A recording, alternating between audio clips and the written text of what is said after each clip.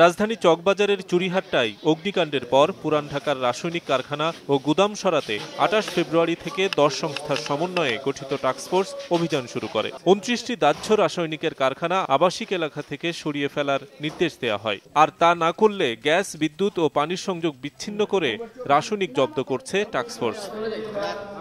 ব্যবসায়ীদের অভিযোগ, দাহ্য রাসায়নিক নেই এমন কারখানাগুলোও অভিযান চালাচ্ছে দক্ষিণ সিটি কর্পোরেশন। এ সময় ব্যবসা সরাতে ৬ মাস সময় চান তারা।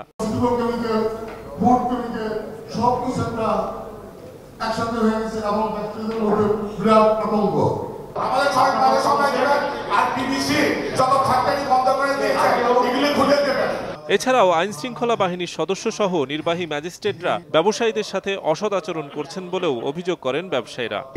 আমাদের উপরে জুলুম করতেছে, অত্যাচার করতেছে। দোকানে দোকানে যে কোনো কিছু পাচ্ছেন না দাহ্য পদার্থ, তার মধ্যে লাইন কেটে দিচ্ছে। আমরা ট্যাক্স দিচ্ছি, ব্যাট দিচ্ছি, সব দেওয়ার পরে আমাকে এখানে রেজিস্ট্রেশনের কাছে আমরা জরিমানা দিব। আমরা যদি আশ্বস্ত লোক দেয়, সেখানে যদি আমরা জানতে চাই ঘটনাটা কি হচ্ছে, জেল দিয়ে দেয়। টাস্কফোর্সের অভিযান মাসব্যাপী অব্যাহত রাখার ঘোষণা দিয়ে আবাসিক এলাকায় বাণিজ্য চলতে পারবে না বলে সাফ জানিয়ে দেন দক্ষিণের মেয়র।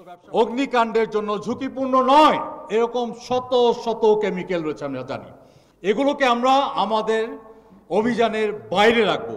এ সময় প্রধানমন্ত্রীর বেসরকারি শিল্প ও বিনিয়োগ বিষয়ক উপদেষ্টা সালমান এফ রহমান জানান, নতুন স্থানে রাসায়নিকের কারখানা সরাতে দ্রুতই রোডম্যাপ তৈরি করা হবে।